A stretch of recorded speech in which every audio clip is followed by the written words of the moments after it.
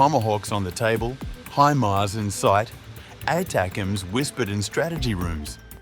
Kyiv waits, Trump decides, Putin braces. Power, fear, diplomacy collide. One call could end a war or ignite a new one. Will America's firepower finally tip the scales, or is the world on the edge of something far darker?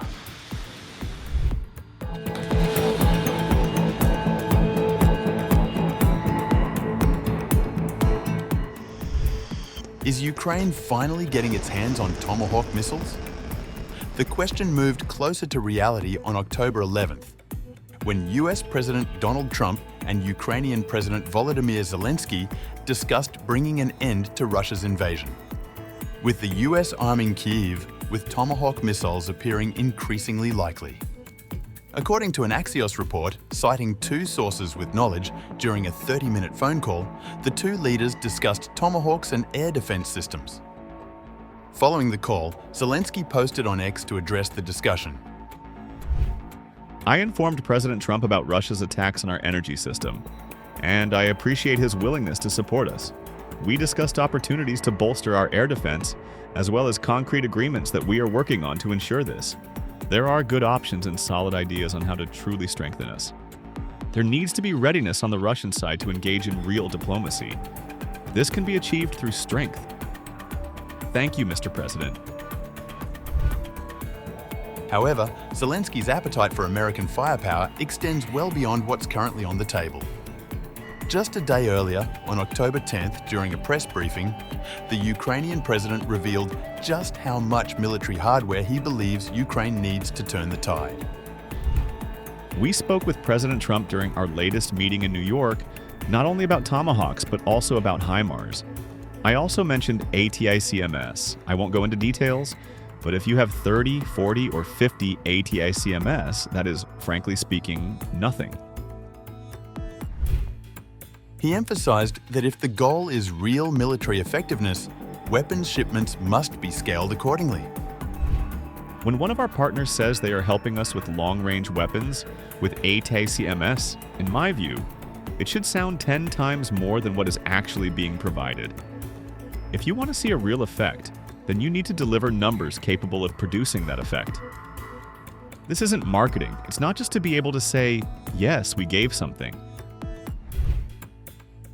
According to Ukraine Foreign Ministry spokesperson Tahi, discussions between the US and Ukraine about the high-powered missiles are showing positive signals, with technical coordination between the two countries already underway. Earlier on October 6th, Trump said that he has sort of made a decision about selling long-range Tomahawk missiles to NATO countries in order for them to be supplied to Ukraine. Trump said he wants to know what the Ukrainians plan to do with the missiles before he supplies them.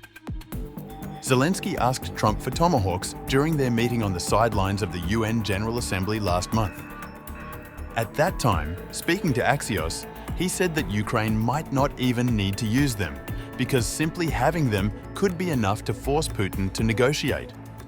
Tomahawks would give Ukraine the ability to strike deep inside Russia, including Moscow, and the Ukrainians argue they would help force Russian leader Vladimir Putin to the negotiating table. The US-made cruise missiles have a much longer range than the missiles Ukraine has received thus far, and are better able to strike hard targets like arms depots than the drones Ukraine currently uses for long-range strikes. Meanwhile, Russian President Putin said on October 5th that the supply of Tomahawks to Ukraine would be a completely new, qualitatively new stage of escalation.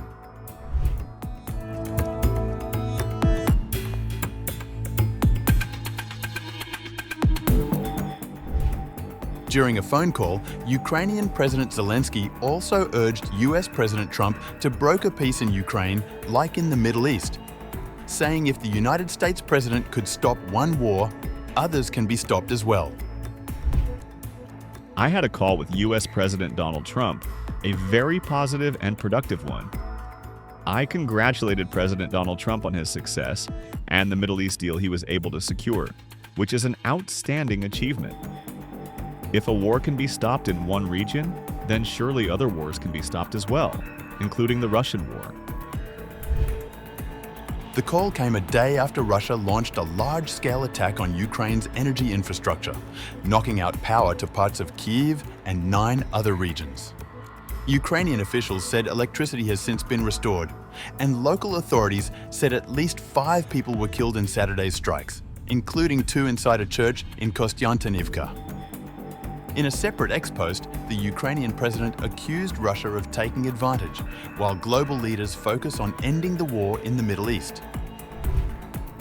The world sees what Russia is doing and how it tries to take advantage, while global leaders focus on ending the war in the Middle East. Chances are good that the deal will be effective there. And the greater the peace and security in one region, the more opportunities it brings to everyone in the world. Ukraine always calls on the world from this very position to support our defense and our work here in Europe for the sake of security. Unfortunately, Russia is a terrorist that seeks every opportunity to strike harder, especially when global attention is focused elsewhere, even when it is already clear that they and Russia remain the sole, literally last source of this full-scale war.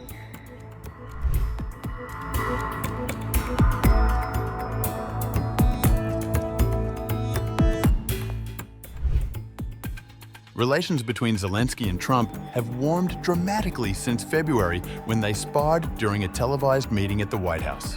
Trump has since grown more hostile towards Russia while expressing sympathy for Ukraine. The US has for months been helping Ukraine mount long-range strikes on Russian energy facilities, in what officials say is a coordinated effort to weaken Vladimir Putin's economy and force him to the negotiating table.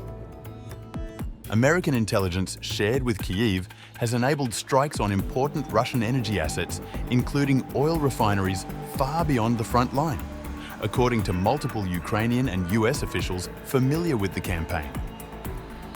The US intelligence helps Kyiv shape route planning, altitude, timing, and mission decisions, enabling Ukraine's long-range one-way attack drones to evade Russian air defenses, said the officials familiar with the matter.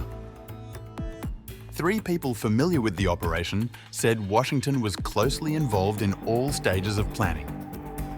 A US official said Ukraine selected the targets for long-range strikes and Washington then provided intelligence on the site's vulnerabilities.